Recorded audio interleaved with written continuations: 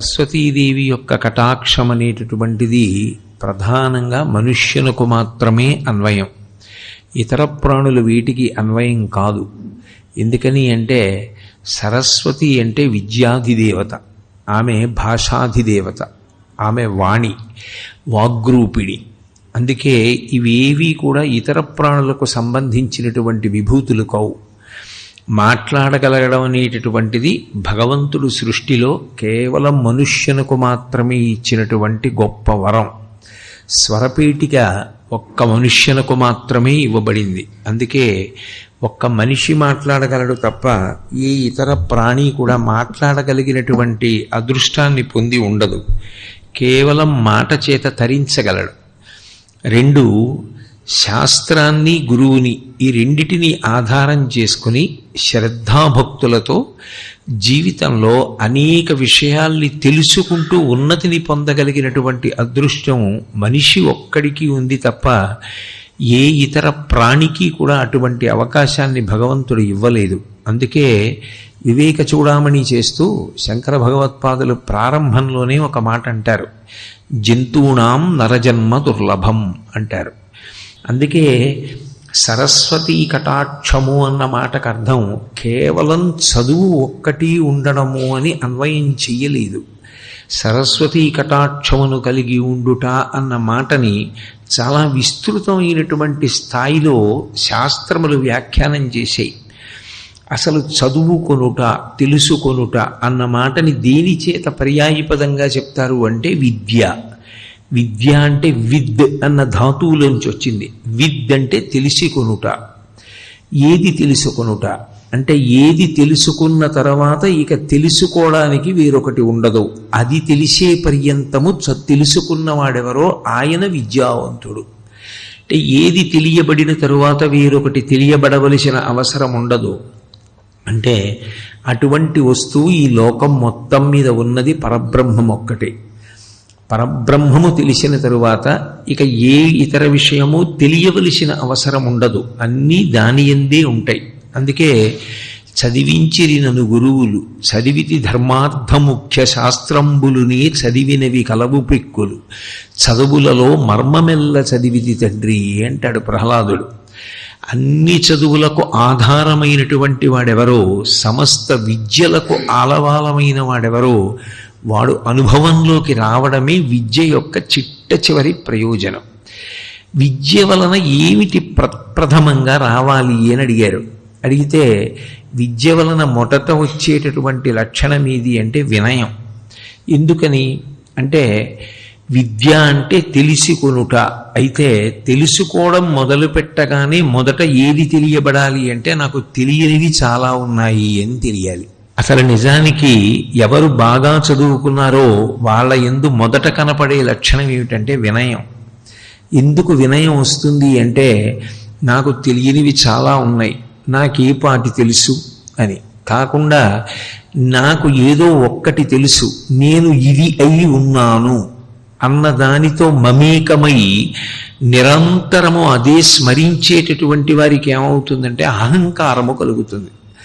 అహంకారమును తీయగలిగినటువంటి వాడెవరు అంటే గురువు ఒక్కడే. అందుకే గురువుని శిష్యుణ్ణి శాస్త్రంలో కేవలం గురు శిష్యులు అన్న మాటలు పెట్టి పిలవరు. వినీతుడు, వినేయుడు అని రెండు పేర్లు. ఆ గురువుగారు తనకు ముందున్నటువంటి గురువుగారిని తలుచుకుని సంతోషాన్ని పొందుతూ ఉంటారు. ఎప్పుడు ఆ గురువు గారి పేరు చెప్పేటప్పటికీ కళ్ళమ్మట నీళ్లు కారతాయి. ఆయన లేని నాడు నేను ఎక్కడుంటాను అంటారు. ఈ గురువు దగ్గర నేర్చుకున్న శిష్యులు మొదట గురువుని చూసి నేర్చుకునేది ఏది అంటే ఆ వినయం నేర్చుకుంటారు.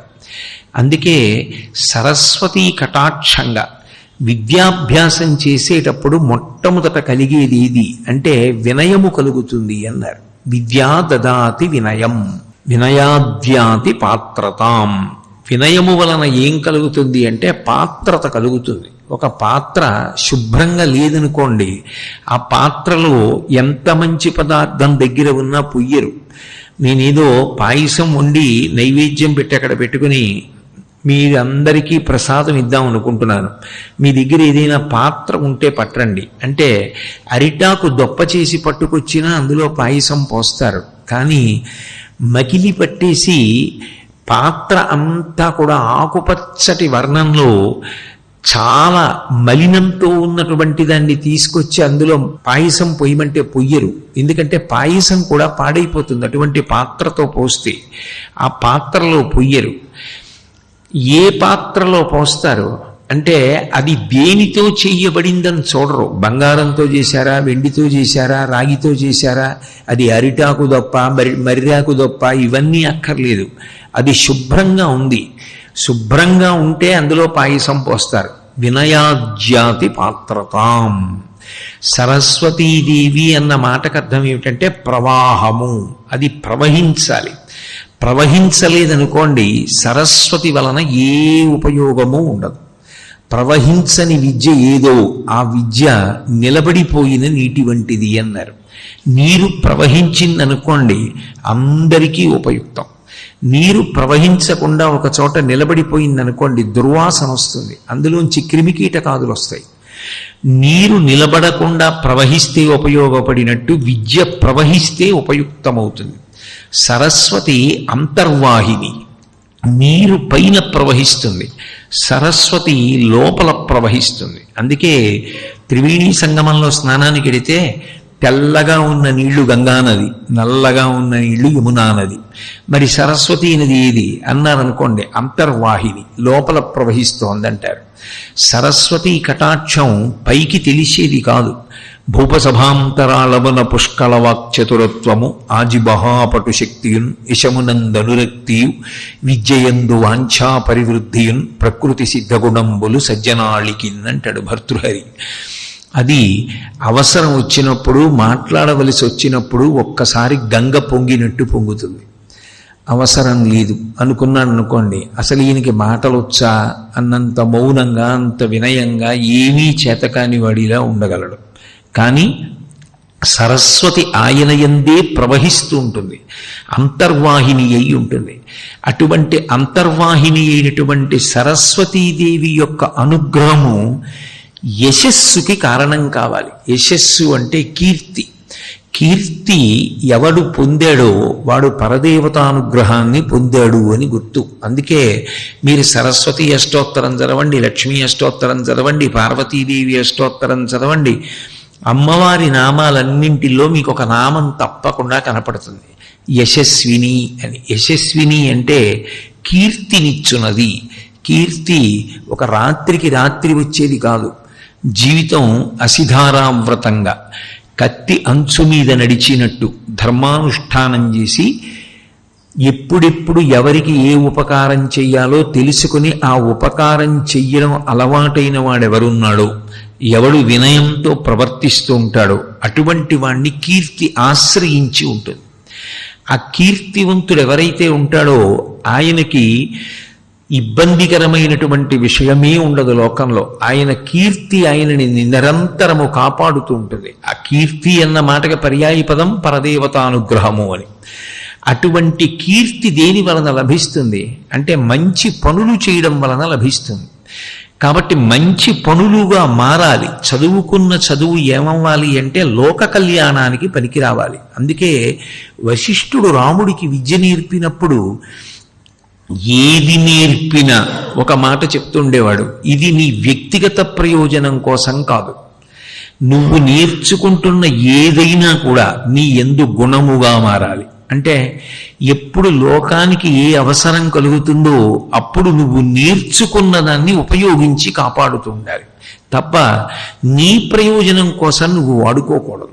అలా వాడుకోకుండా ఉండడానికి నీకు ఇస్తున్నాను తప్ప నీకోసమే ఆలోచించుకోవడానికి నేను ఈ చదువు నీకు ఇవ్వలేదని బాగా జ్ఞాపకం పెట్టుకో. సర్వే వేదవిద శూరాహ సర్వే లోకహితే రతాః. నువ్వు ఈ చదువుకున్నది ఎందుకు అంటే ఎప్పుడూ నేను ఏమి ఉపకారం లోకానికి చెయ్యగలనని ఆలోచించుకోవడానికి. అంతేగాని నేను ఈ చదువుకున్నాను కాబట్టి నేనేం పొందాలని ఆలోచించుకోవడానికి కాదు సుమా. అందుకని రాముడు నిరంతరము లోక కళ్యాణం కోసం ప్రవర్తించగలిగాడు. శాస్త్రంలో ధనము అన్న మాటకు అర్థం కేవలం కాగితములకు ఇవ్వబడినటువంటి విలువ కాదు. అది కాలంలో ఒకనాడు కరెన్సీ అన్నది ప్రారంభమైంది, కానీ దానికి ముందది లేదు. లేనప్పుడు ప్రాణులన్నీ బతకలేదా? ఈ ధనంతో సంబంధం లేని ప్రాణులు బతకట్లేదా? బతుకుతున్నాయి. కాబట్టి పాత్రత్వా ధనమాప్నోతి అన్న మాటకు అర్థం ఏంటంటే, నీకు ఏ సుఖం కావాలని అనుకుంటున్నావో అది సరస్వతీ కటాక్షము చేత నీవు పొందగలవు. కాబట్టి దాని చేత పొందలేనిదన్న మాట లేదు, అన్నిటినీ పొందగలుగుతాడు. పాత్రత్వా ధనమాప్నోతి, అది చిట్ట చివరికి ధనం అన్న మాట ఎక్కడి వరకు వెళ్ళిపోతుంది అంటే కామకోటి అంటారు. కంచిలో కామకోటి పీఠం ఉందంటూ ఉంటారు. కామకోటి అన్న మాటకు అర్థం ఏంటంటే, కామము అంటే కోరిక.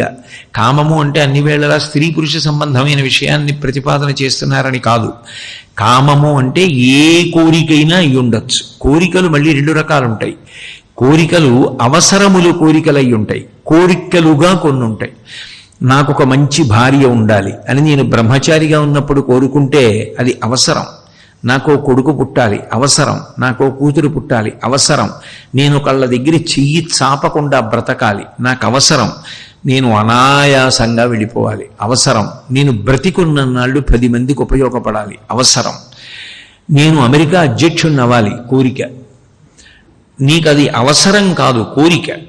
ఉత్తమమైన కోరికలు కూడా ఉండాలి, తప్పేం లేదు. అవసరాలు ఎలా ఉంటాయో అలా మంచి కోరికలు కూడా ఉండాలి. నేను బాగా చదువుకోవాలి, నేను 12 స్కందాల భాగవతం జీవితంలో ఒక్కసారైనా చదవాలి, పోతన గారి పద్యాలు కనీసం 25 పద్యాలైనా నాకు కంటకతమై ఉండాలి, శంకరాచార్యుల వారి స్తోత్రాల్లో 2-3 అయినా నాకు రావాలి. అసలు శంకరులు ప్రతిపాదించినటువంటి అద్వైత వేదాంతానికి సంబంధించిన వ్యాఖ్యాన గ్రంథాలు 1-2 అయినా నేను చదవాలి, మహాత్ముల జీవిత చరిత్రలు పరిశీలించాలి, ఒక 10 దేవాలయాలు చూడాలి, ఈ భూమి మీద ఉన్న అద్భుతమైన ప్రదేశాలు కొన్ని చూడాలి. అవన్నీ తప్పేం లేదు, అవన్నీ కోరికలై ఉండొచ్చు. ఆ కోరికలు పాడు చేసే కోరికలు ఏం కావు, అవి ఉండవలసిందే. అది మనిషి సంస్కారం పెరగడానికి హేతువులవుతాయి. ధనము అన్న మాటకు అర్థం ఏంటంటే, ఇవన్నీ కూడా కామకోటి, ఈ కోరికలన్నీ తీర్చగలదు సరస్వతి యొక్క కటాక్షము చేత. కామకోటి అంటే ఈ కోరికలకి చిట్ట చివరి హద్దేది అంటే మోక్షం. ఇక నేను అసలు ఈ శరీరంలోకి రాకూడదు, వచ్చేసాను కాబట్టి ఇది నాకు చిట్ట చివరి శరీరం కావాలి, ఆఖరిసారి చనిపోవాలి. ఇక చనిపోవడం అన్న మాట ఇప్పుడు మళ్ళీ పుడితే ఇక నేను ఈ జనన మరణ చక్రం నుంచి విడుదల పొందాలి, ఇక నేను రాకూడదు, ఈశ్వరుడు యందు ఐక్యమైపోవాలి, అది మోక్షం. నాకు ఆ మోక్షం కావాలి, దాన్ని కామకోటి చివరి హద్దు అంటారు. అందుకే సరస్వతీ కటాక్షమనకు ప్రారంభం ఎక్కడా అని ఒక పెద్ద ప్రశ్న, దాని మీద ఒక పెద్ద చర్చ చేశారు శాస్త్రంలో. అది ఎక్కడ ప్రారంభమవుతుంది అంటే, బుద్ధి వికసనం అనేటటువంటిది సరస్వతి యందున్న ప్రధాన లక్షణం. అందుకే తామర పువ్వులో కూర్చుంటుంది ఆవిడ. నిజానికి తామర పువ్వులో కూర్చోవడం ఏమిటి? తామర పువ్వు వేసి ఎవరైనా కూర్చోండి అంటారా? కూర్చోమన్నా తామర పువ్వులు ఎవరైనా కూర్చుంటారా? తామర పువ్వులో కూర్చోవడం అన్న మాటకు అర్థం సృష్టి యొక్క వికసనము, బుద్ధి వికసనము. అది ఎలా రేకులు రేకులు విచ్చుకుని దుద్దు కనపడుతూ లోపల తేనె ఉంచుకుందో, అలా బుద్ధి కూడా పరిణతి పొంది వికసనాన్ని పొందడాన్ని చూపించడం ఆసనంగా చెప్తారు. అది సంకేతం. కాబట్టి ఆమె పద్మమునందు కూర్చుని ఉన్నది అంటే ఆమె బుద్ధినిస్తుంది. బుద్ధి అంటే కేవలంగా ఏదో నిర్ణయం చేయడం ఒక్కటి కాదు, బుద్ధి యందు 7 పొరలను ఇవ్వగలిగినటువంటి శక్తి ఎవరో ఆమె సరస్వతి. అందుకు చిన్న పిల్లల దగ్గర నుంచి అందరినీ సరస్వతీ పూజ చెయ్యండి అంటూ ఉంటారు, సరస్వతికి నమస్కరించండి అంటారు. సరస్వతీదేవికి నమస్కారం, సరస్వతీదేవికి పూజ మనిషిగా పుట్టిన ప్రతివారు చేస్తారు. ఎందుకు చేస్తారు అంటే కారణం, ఆమె 7 అనుగ్రహిస్తూ ఉంటుంది. అవి మెట్లు, సోపానములు, ఒకదాని తర్వాత ఒకటి ఎక్కుతాడు. అందులో మొదటి మెట్టెక్కినటువంటి వాణ్ణి శ్రౌతి అని పిలుస్తారు. శ్రౌతి అన్న మాటకి ఏమిటంటే విశిష్టమైనది, ఇది గుర్తుపట్టగలిగిన ప్రజ్ఞ ఉంటుంది. అంతా ఒక్కటే అని చూడగలిగినటువంటి వాడు జ్ఞాని. ఆయనకి మానవలతో సంబంధం ఉండదు. తుల్య నిందాస్తుతిర్మౌని సంతుష్టో ఈనకీనచిత్ తనికేత స్థిరమతి భక్తిమాన్మే ప్రియో నరహ అంటాడు భక్తి యోగంలో కృష్ణ భగవానుడు. అన్నిటా సమబుద్ధితో ఉంటాడు. భగవంతుడిది ఎంతటి సమబుద్ధో భక్తుడు కూడా ఆ స్థాయికే వెళ్ళిపోతాడు. తుల్య నిందాస్తుతిర్మౌని సంతుష్టో ఏనకేనచిత్ తనికేత స్థిరమతి భక్తిమాన్మే ప్రియో నరహ భక్తుడు. వృషద్విచిత్రతల్పయోర్భుజంగముక్తిక స్రజో గరిష్టరత్నలుష్టయో సుహృద్విపక్షపక్షయో తృణారవింద చక్షుషో ప్రజామహీమహీంద్రయో సమప్రవర్తయన్మన కదా సదాశివం భజి అంటాడు. భగవంతుడంతే, అందరి పట్ల సముడు. ఈ స్థితికి వెళ్ళిపోయినటువంటి వాడెవరో ఆయన జ్ఞాని. ఆ స్థాయికి వెళ్ళిపోయిన వాడెవడో వాడు సరస్వతీదేవి యొక్క అభయముద్ర అనుగ్రహం పొందినవాడు. అందుకే ఆవిడ 2 చేతులతో 2 ముద్రలు పడుతుంది. అభయముద్ర, వరముద్ర. వరత్రాసత్రాణ స్ఫటిక గుటికా పుస్తకరాం. కుడి చేతి వైపు అక్షమాల ఉంటుంది, ఎడం చేతిలో పుస్తకాలు పట్టుకుంటుంది. అక్షమాల పట్టుకుంటే దాని అర్థం ఏమిటంటే అకారము నుండి క్షకారము వరకు ఉన్న అక్షరములను స్ఫటికమాలగా చేసి తిప్పుతూ ఉంటుంది. పట్టుకోవడం అంటే అలా ఉంటుంది అని కాదు, ధ్యానం చేసిన వారికి కనపడుతుంది. చేతితో కదుపుతూ తిప్పుతుంది. ఎడం చేతిలో పుస్తకాలు పట్టుకుంటుంది. కుడి చేతిలో పట్టుకున్న వాటికన్నా ఎడం చేతిలో పట్టుకున్నవి తక్కువ అని గుర్తు. ఎడం చేతిలో స్ఫటికమాల పట్టి తిప్పుతోంది. అక్షమాల అంటారు దాన్ని. అక్షమాల అంటే అకారము నుండి క్షకారము వరకు 51 అక్షరాలు. ఆ 51 అక్షరాలే నిజానికి నా రూపం. ఆదిక్షాంత సమస్త వర్ణనికరీ శంభు ప్రియేశాంకరీ అంటారు శంకరులు అన్నపూర్ణాష్టకంలో. ఆవిడ యొక్క సూక్ష్మస్వరూపాన్ని మంత్రపురస్సరంగా చూసినప్పుడు అకారము నుండి క్షకారము వరకు ఆవిడ యొక్క రూపమే అయినప్పుడు అది అక్షమాలగా పట్టుకుని తిప్పుతూ ఉంటుంది. పుస్తకాలు చదవడం మంచిదే, కానీ జీవితాంతం పుస్తకాలే చదవడం, ఏ అనుష్ఠానం చెయ్యకపోవడం మాత్రం గొప్ప కాదు. నువ్వు ఎంత చదువుతున్నావన్న దానికన్నా ఎంత జ్ఞాపకం పెట్టుకుని మనసులో తిప్పుతున్నావు, ఎంత ఆచరిస్తున్నావు అన్నది ప్రధానం. అది చెప్పడానికి కుడి చేతిలో అక్షమాల పట్టుకుంటుంది, ఎడం చేతిలో పుస్తకాలు పట్టుకుంటుంది. ఇప్పుడు అటువంటి సరస్వతిని మిగిలిన వాళ్ళందరూ సేవించి అనుగ్రహాన్ని పొందుతారు, సత్పురుషులైన వారు. ఆమె అనుగ్రహమునకు పాత్రులైన వాడు సతాం అంటారు సత్పురుషులు. వాళ్ళు ఎన్ని మాటలు నమస్కారం చేయాలి అని అడిగారు. సకృన్నత్వా నత్వా. వారొక్క మాట ఆవిడ ముందు ఇలా అంటే చాలట. ఆవిడ ఏం చేస్తుందంటే మధుక్షీరద్రాక్ష మధురి మధురీణా ఫణితయ. వారికి ఎంత గొప్ప వాగ్వైభవం ఇచ్చేస్తుందంటే ఏది చెప్పాలని మొదలుపెట్టినా అందులోకి ఏది చెప్పాలనుకున్నాడో అవన్నీ జ్ఞాపకానికి అలా దొంతర్లుగా వచ్చేస్తూనే ఉంటాయి. దానికి ఏదో ప్రత్యేకమైనటువంటి సాధన చెయ్యవలసిన అవసరం లేకుండా వెళ్ళిపోతూ ఉంటుంది. 2, అటువంటి వారి విషయంలో అన్వయమేమి అంటే వారి వాక్కులు 3 లక్షణములను పొందుతాయి. ఏమిటి ఆ లక్షణాలు అంటే మధు క్షీర ద్రాక్ష మధురి మధురీణా ఫణితయ. ఆ వాక్కులు తేనె ఎంత తీయగా ఉంటుందో అంత తీయగా ఉంటాయి. క్షీర పాలు ఎంత కమ్మగా ఉంటాయో అంత కమ్మగా ఉంటాయి. ద్రాక్ష పండు ఎంత తొందరగా జీర్ణమై తీయగా రుచిగా ఉంటుందో అలా ఉంటాయి. దాని అర్థం అంతేకాదు, పైకి చెప్పింది ఒక్కటే కాదు. తేనె ఒక గొప్ప లక్షణంతో ఉంటుంది. సరస్వతీదేవికి సుబ్రహ్మణ్యేశ్వరుడికి ఇద్దరికీ జ్ఞానం కోరినప్పుడు తేనె నైవేద్యం పెడతారు.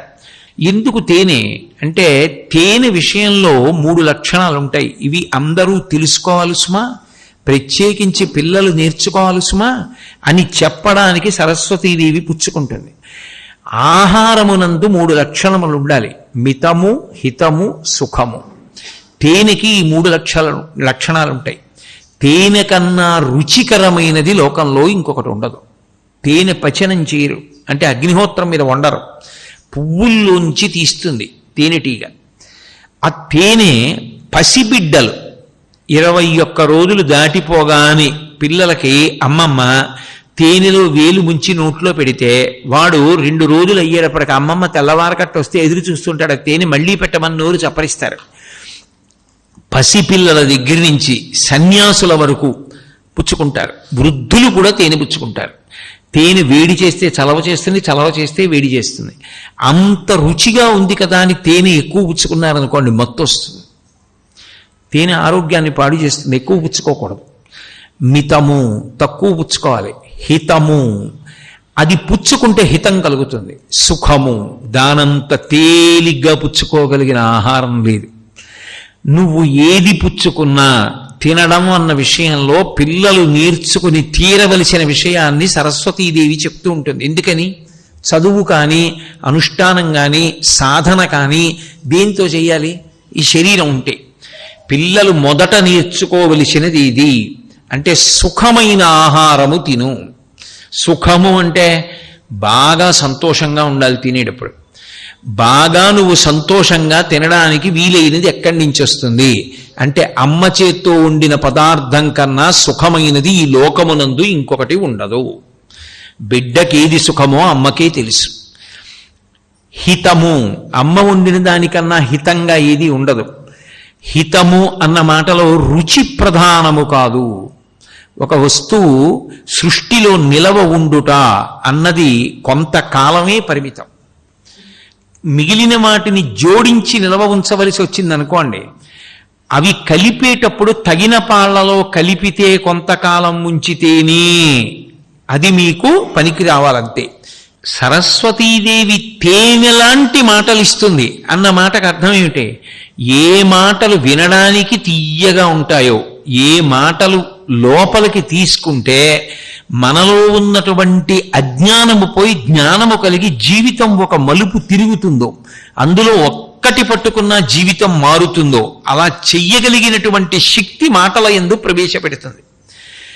అందుకని మధు, క్షీర, పాలని సమీకృత ఆహారం అంటారు. ఏదో జ్వరంతో ఉన్నాడనుకోండి, అన్నం తినక్కర్లేదు, కాసిన పాలు తాగి పడుకుంటే చాలు. పాలు తాగితే భోజనం చేసినంత బలమే. పాలు అంత శక్తివంతం. పసిపిల్లల దగ్గర నుంచి పరమవృద్ధుల వరకు పాల మీద ఆధారపడతారు. అంటే అందరికీ పనికొచ్చేది సమీకృత ఆహారము వంటి వాక్కులను ఎవరి దగ్గర ఎలా మాట్లాడాలో అలా స్థాయికి వచ్చి మాట్లాడగలిగినటువంటి శక్తి వక్తకి ఇస్తుంది ఆవిడ. అందుకని క్షీర, ద్రాక్ష పండు ఒలుచుకోరు లోకంలో ఎవడు. అరటి పండిస్తే ఒలుచుకు తింటారు. జామ పండిస్తే పోనీ కురుక్కు తినలేమంటే ముక్కలు కోసుకుని అబ్బాయి ఎక్కడ నవలగలను అని చప్పరించి పూర్తిగా నవలలేకపోతే వదిలేస్తారు. కానీ ఓ ద్రాక్ష పండు ఇచ్చారనుకోండి, పళ్ళున్నా లేకపోయినా కూడా బాధేం లేదు. నోట్లో పడేసుకుని గట్టిగా పైన కింద ఉన్నటువంటి ఆ దవడలతో నొక్కితే చాలు, చిట్లిపోయి రసం కారిపోతుంది. తొందరగా పైన ఉన్నటువంటి ఆ చర్మం కూడా, ద్రాక్ష పండు చర్మం కూడా జీర్ణమైపోతుంది. అంటే అంత తేలికగా జీర్ణమై అంత హితవుగా వినడానికి సంతోషంగా ఉండే మాటలను ఆమె ఇస్తుంది. అటువంటి వాగ్జరిని ఇవ్వగలిగిన తల్లి ఎవరికి అంటే సకృన్నత్వా సతాం, వాడు సత్పురుషుడై ఇది నా కోసం కాదు, ఇది 10 మందికి పనికి రావాలన్న తాపత్రయం ఎవడిలో ఉందో వాడికి ఇస్తుంది. వాడు ఎన్నిసార్లు నమస్కారం చేయాలి అంటే వాడు ఎన్నో మాటలు చెయ్యక్కర్లేదు, ఒక్క మాట చేస్తే చాలు. నిజంగా బహుశः నాకు తెలిసినంత వరకు సరస్వతీదేవి విషయంలో ఇంత గొప్ప విషయం ఎక్కడా జరిగి ఉండదు. అది ఒక్క పోతన గారికే చెల్లింది. పోతన గారు ఒక్క పద్యంలోని అమ్మవారిని మంత్రశాస్త్రాన్ని అనుసంధానం చేసి అడిగారు. అమ్మలగన్నయమ్మ, ముగురమ్మల మూలపుటమ్మ, చాలా పెద్దమ్మ, సురారులమ్మ కడుపారడి బుచ్చినయమ్మ, తన్ను లూనమ్మిన వెల్పుటమ్మల మనంబున ఉండెడియమ్మ, దుర్గమాయమ్మ, కృపాబ్ధినిచ్చుట మహత్వ కవిత్వ పటుత్వ సంపదల్ అన్నారు. మహత్వ, కవిత్వ, పటుత్వ అవే మహత్వము అంటే ఓం, కవిత్వము ఐం, సంపదల్ శ్రీం, పటుత్వ మహత్వ కవిత్వ పటుత్వ హ్రీం, సంపదల్ శ్రీం. అమ్మలగన్నయమ్మ ముగురమ్మల మూలపుటమ్మ శ్రీమాత్రే నమః. ఓం ఐం హ్రీం శ్రీం శ్రీమాత్రే నమః. ఈ బీజాక్షరాల్ని పద్యం కింద మార్చారు పోతన గారు. ఒక్క పద్యమే చేశారు. ఐం బీజాక్షరాన్ని చెప్పారు, నాకు సరస్వతీ కటాక్షం కావాలి అని. మహానుభావుడు ఏమి ప్రజ్ఞాశాలండి!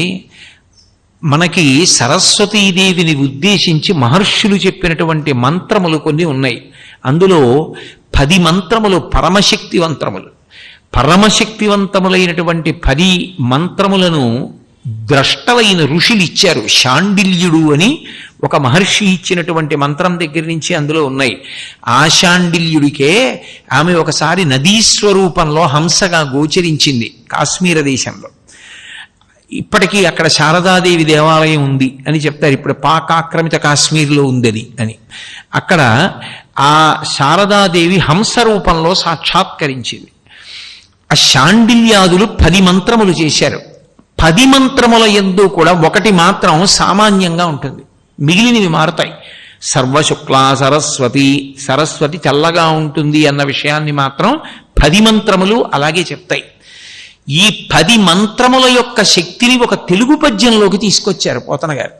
అది నిజానికి మంత్ర వ్యాఖ్యానం. ఆ పద్యం శారద నీరదిందు ఘనసార పటీర మరాళ మల్లికాహార తుషార ఫేన రజతాచలకాశ ఫణీశ కుంద మందార సుధాపయోధి శతతామర సామర వాహిని శుభాకారత నొప్పు నిన్ను మది కానగ నిన్నడు కల్గు భారతి అని అడిగారు. అన్నీ తెల్లవే, తెల్లటి మల్లెపూలు, తెల్లటి ఆదిశేషుడు, తెల్లటి పాల సముద్రం, తెల్లగా ఉండేటటువంటి పద్మాలు, అన్నీ తెల్లగా ఉండేటటువంటి వాటిని పూర్ణచంద్రబింబాన్ని వేసి, అమ్మ ఇంత తెల్లగా ఉంటావు సర్వశుక్ల సరస్వతి, 10 మంత్రములలో ఉండే శక్తిని ఒక్క పద్యంలోకి తీసుకొచ్చారు. అటువంటి పోతన గారి చేత 12 స్కంధముల భాగవతాన్ని ఆంధ్రీకరింపచేసింది. ఇంకా భారతాన్ని 3 ఆంధ్రీకరించారు.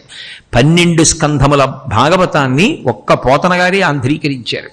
ఆ శక్తి ఇచ్చిందంతే. సకృన్నత్వా నత్వా, ఒక్క నమస్కారం చేస్తే అనుగ్రహించింది. అనుగ్రహించడం కాదు, పోతన గారు ఆ భాగవతాన్ని ఎవరైనా రాజులకు అంకితం ఇచ్చేస్తారేమో అని ఎవ్వరికీ కనపడని రీతిలో సరస్వతీదేవి ఆయనకొక్కరికే కనపడింది. పోతన గారు ఒక రోజు నిద్రపోతుంటే ఆయనకున్నది చిన్న కుటీరం, అందులో ఒక స్త్రీ ఎవరో వెక్కి వెక్కి ఏడుస్తున్నట్టు వినపడింది. బహుశా సరస్వతీదేవి అలా కనపడింది పోతన గారికి ఒక్కరికే. ఆయన ఎవరో స్త్రీ ఏడుస్తోంది ఏమిటి ఇంట్లోనని చెప్పి చటుక్కున మంచం మీద లేచి కూర్చున్నారు. కొద్ది దూరంలో తెల్లటి బట్టలు కట్టుకుని సరస్వతీదేవి నిలబడి ఉంది. ఆమె ఏడుస్తుంటే ఆమె కళ్ళల్లోంచి కారినటువంటి కన్నీటి ధార కాటుకతో కరిగి ఆమె వక్షస్థలం మీద పడి తెల్లటి బట్ట నల్లగా అయిపోతుంది. ఆయన వెంటనే ఆమె ఇచ్చిన అనుగ్రహంతో ఆంధ్రీకరించిన భాగవతాన్ని పట్టుకెళ్ళి రాజులకు అంకితం ఇచ్చేస్తాననుకుంటోంది, ఇలా ఉంది అని కాటుక కంటి నీరు చనుకట్టుపయింపడ ఇలయేక్షదో కైఠభరాజు మర్దనుని గదిలి కోడవా ఓ మదంబ ఓ హటక గర్భురాణి నిన్నాకటికిన్కొని పోయి అల కర్ణాటకిరాత కీచకులకు అమ్మను త్రిశుద్ధిగనమ్ము భారతి. అమ్మా ఎందుకమ్మా ఏడుస్తావు? నన్ను నమ్ము, ఎట్టి పరిస్థితుల్లో రాజులకు అంకితం ఇవ్వను, రామచంద్రమూర్తికే అంకితం ఇస్తానన్నారు. సంతోషించి అంతర్ధానమైంది.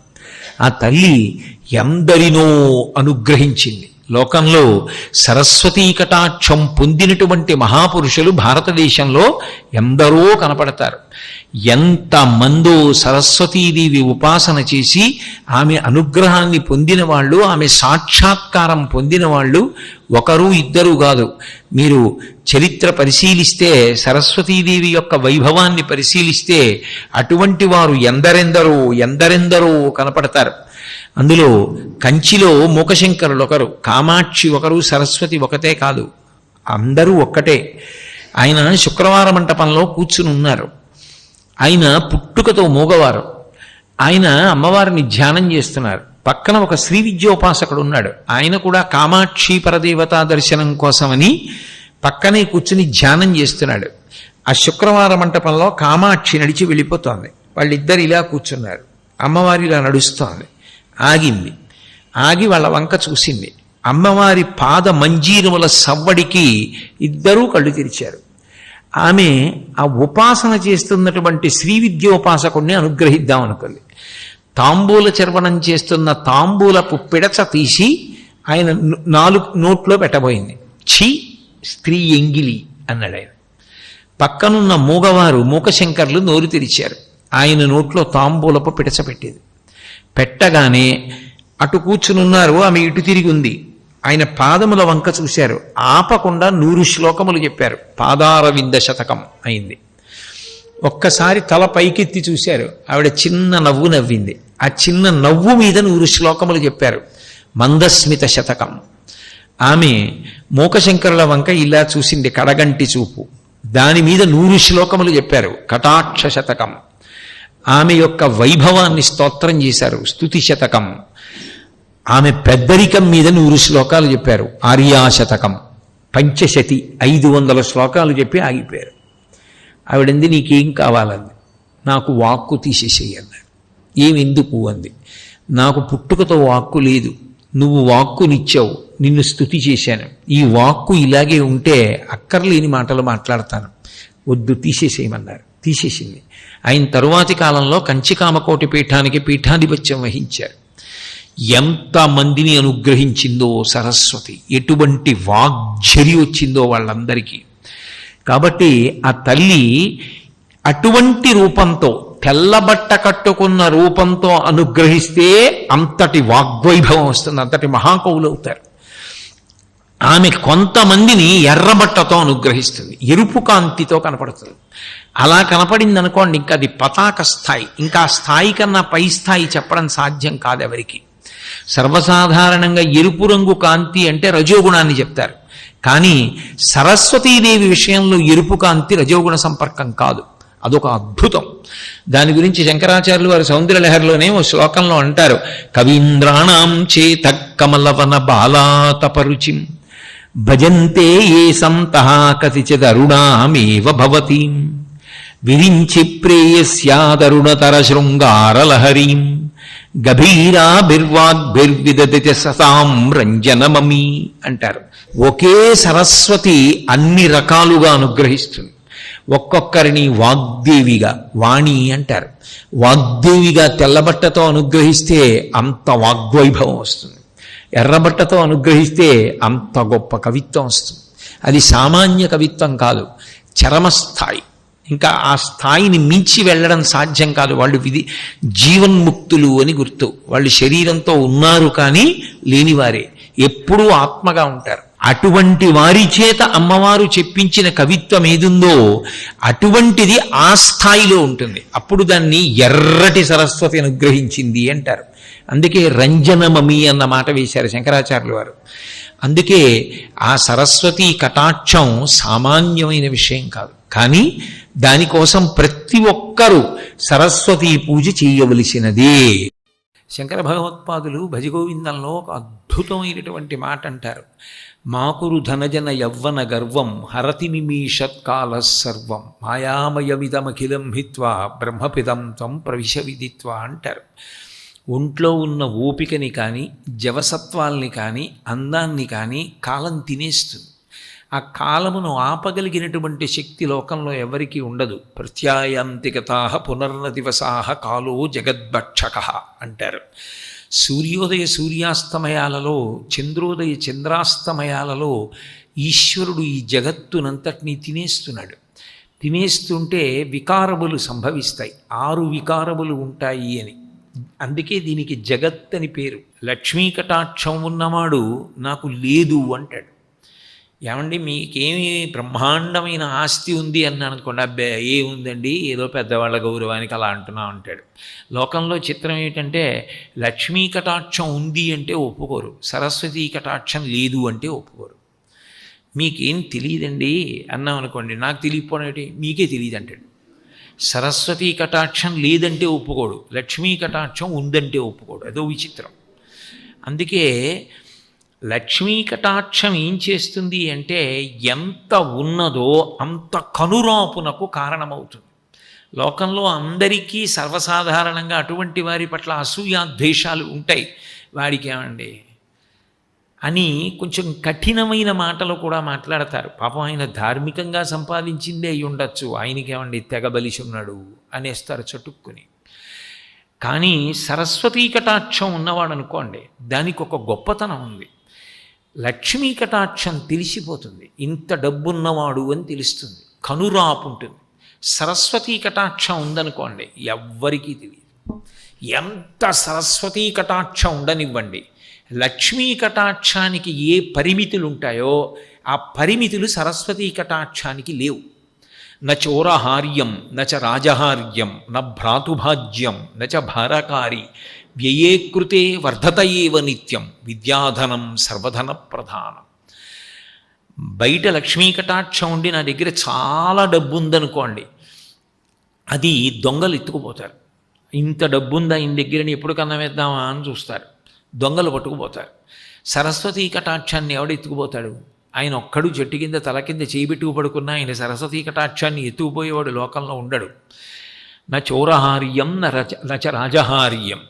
అకస్మాత్తుగా సరస్వతీ కటాక్షాలన్నీ రద్దు చేస్తున్నాం అండం ఎప్పటికీ కుదరదు. నోట్లు రద్దు చేయగలరేమో కానీ సరస్వతీ కటాక్షాన్ని ఎలా రద్దు చేస్తారు? ఎలా సాధ్యం? అది ఎవ్వరూ రద్దు చేయలేరు. 2, నీ దగ్గర ఇంత ఆస్తి ఉంది కాబట్టి ఇంత పన్ను వేస్తున్నావు అంటారు. నీకు ఇన్నొచ్చు కాబట్టి నీ దగ్గర 4 శ్లోకాలు పన్ను వేస్తున్నావని ఎవడండవు. సరస్వతీ కటాక్షానికి రాజు పన్నులు వేయడం ఇటువంటివి ఏమి ఉండవు. నచ రాజహార్యం, రాజు తీసుకోలేడు. నా భ్రాతుభాజ్యం, తోడపుట్టిన వాళ్ళు నీ దగ్గర ఇంత ఉంది కదా, ఇందులో నాకు ఇంత వస్తుంది, నాన్నగారి దగ్గర నుంచి నీకు ఇంత వచ్చింది అని వాటా అడుగుతారు. లేకపోయినా నీ దగ్గర ఇంత ఉంది కదరా అన్నయ్య, నన్ను కూడా చూడరా అంటారు. కానీ సరస్వతీ కటాక్షం ఉన్నవాడితో కలిసి పుట్టిన వాళ్ళు కూడా మాకు వాటా వస్తుందని అడిగి తీసుకోవడం సాధ్యం కాదు.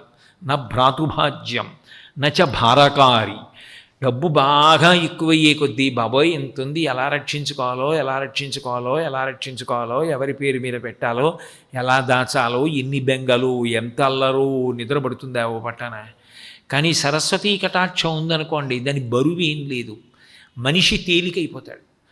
చందమామని చూస్తే హాయిగా పౌర్ణమి చంద్రుణ్ణి చూసి చిత్రనలీయంలోంచి 4 పద్యాలు చెప్పుకొని మేడ మీద చాపేసి పడుకుంటాడు. చక్కటి గాలేసిందనుకోండి, వాయువు మీద 3 శ్లోకాలు రామాయణంలోంచి చెప్పుకొని హాయిగా తల కింద చెయ్యెట్టుకుని నిద్రపోతాడు. ఏమీ లేదనుకోండి, హాయిగా ఏ భారతంలోంచో ధర్మం గురించి తిక్కనగారు చేసిన 4 పద్యాలు చదువుకుని నిద్రపోతాడు.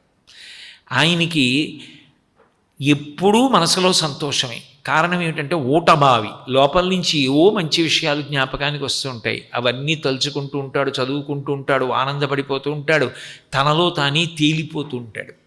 లక్ష్మీ కటాక్షం బరువు నొక్కేస్తూ ఉంటుంది. బాబోయ్ ఏమైపోతుందో ఏమైపోతుందో ఏమైపోతుందో. వ్యయే కృతే వర్ధత ఏవ నిత్యం. లక్ష్మీ కటాక్షం ఖర్చు పెడితే తగ్గిపోతుంది. 100 రూపాయల్లో 10 రూపాయలు ఇస్తే 90 అవలా.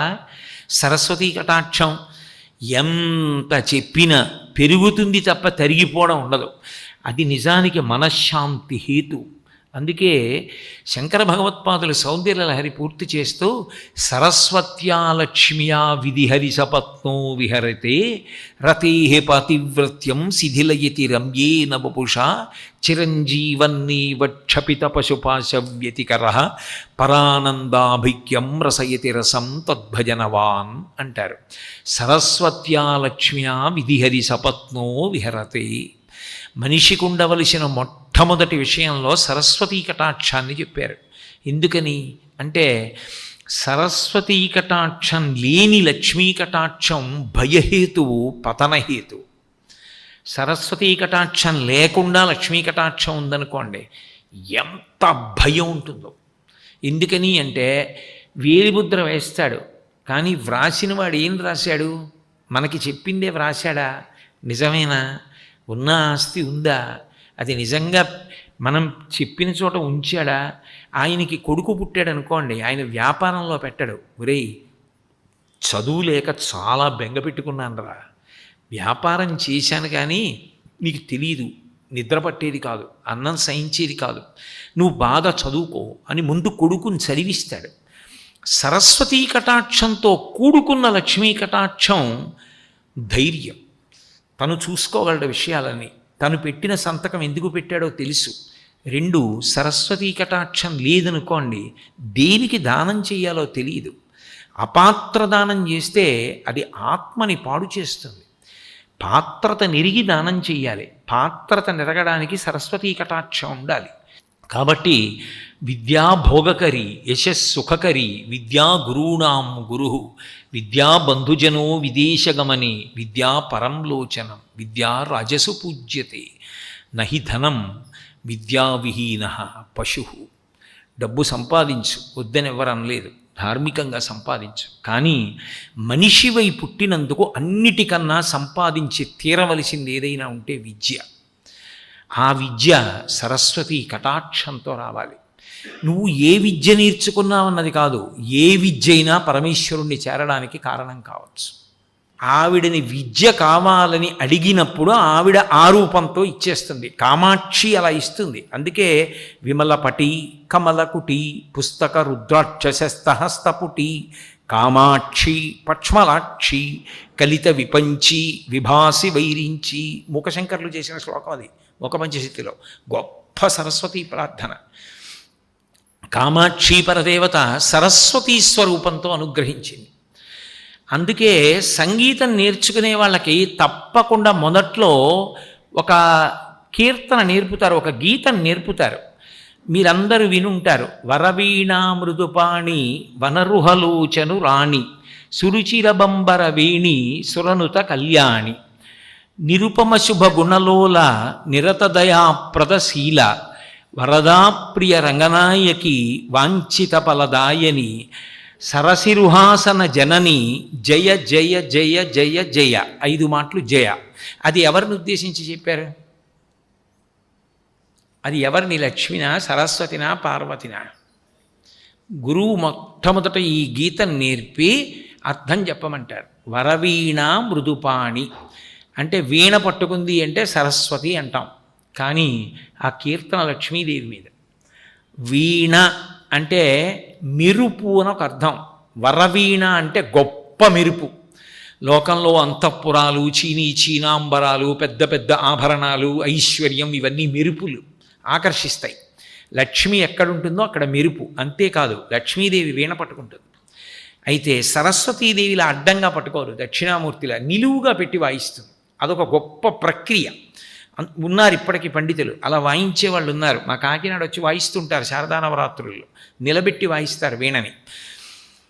ఎప్పుడు వాయిస్తుందంటే శ్రీ మహావిష్ణువు నిద్రకి ఉపక్రమించే ముందు ఆయన సంతోషించడం కోసం వాయిస్తుంది. దేవాలయం ఉంది విశాఖపట్నం కొమ్మాదిలో, అష్టలక్ష్మి దేవాలయం అని ఉంది. అందులో ప్రధానమైన లక్ష్మీదేవి విష్ణుమూర్తి పక్కనున్న లక్ష్మీదేవి వీణ నిలబెట్టి వాయిస్తూ ఉంటుంది. వరవీణ మృదుపాణి వనరుహలోచను రాణి. కలువ పువ్వుల వంటి కన్నులున్నవాడు శ్రీ మహావిష్ణువు. రక్షిత జీవలోకస్య ధర్మస్య పరిరక్షిత అంటారు. రామ కమలపత్రాక్ష సర్వసత్వ మనోహర రూపదాక్షిణ్య సంపన్న ప్రసూత జనకత్మజే అంటారు వాల్మీకి రామాయణంలో. తామర పువ్వుల్లాంటి కన్నులున్నవాడు విష్ణువు, ఆయన భార్య లక్ష్మీదేవి.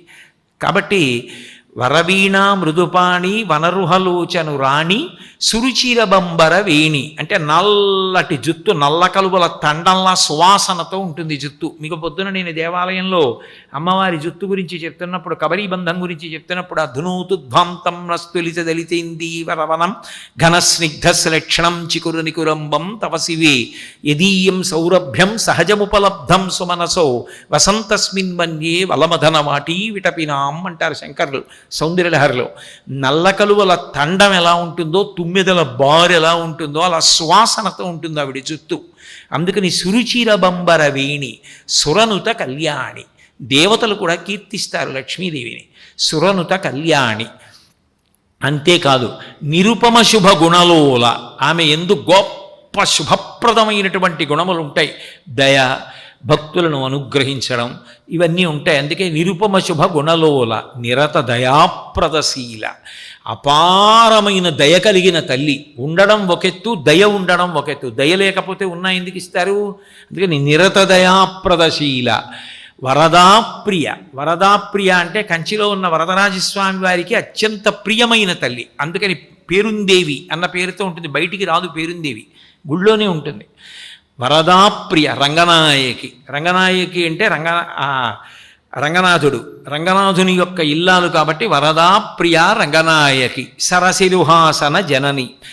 తామర పువ్వు మీద కూర్చునేటటువంటి వాడు బ్రహ్మగారు, బ్రహ్మగారికి తల్లి కాబట్టి జనని. సరసిరుహాసన జనని.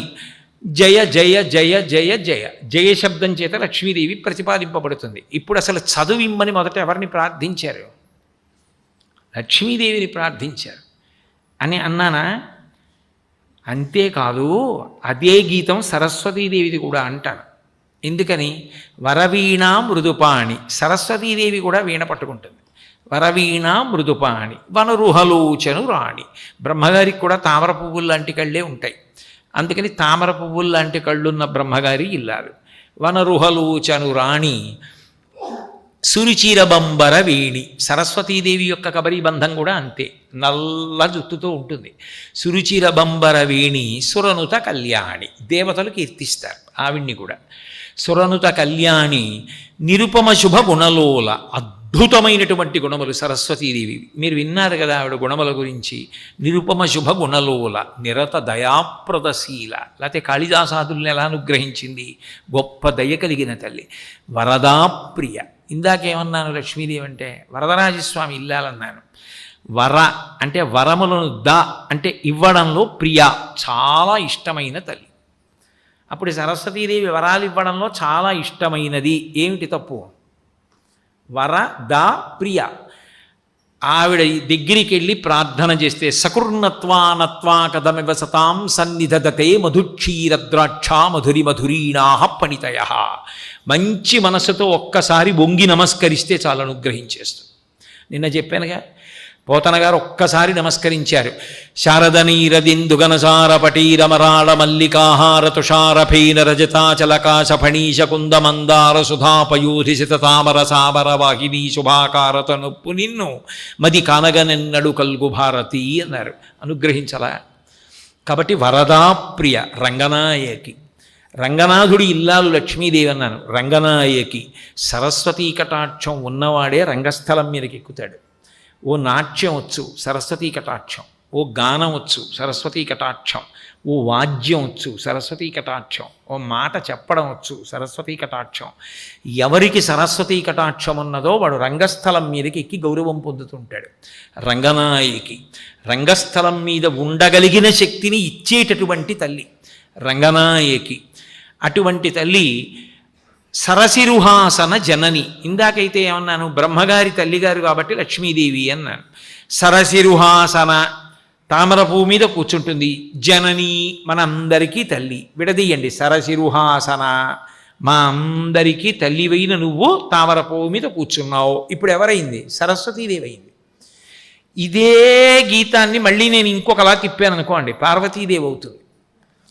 అంటే ఇప్పుడు ఆ కీర్తన ఎవరి మీద, ఆ గీతం ఎవరి మీద అంటే లక్ష్మీదేవి, సరస్వతీదేవి, పార్వతీదేవిని పిలవబడేటటువంటి మూడు రూపములు కలిగినటువంటి ఒక్క తల్లి ఎవరున్నదో ఆమె మీద.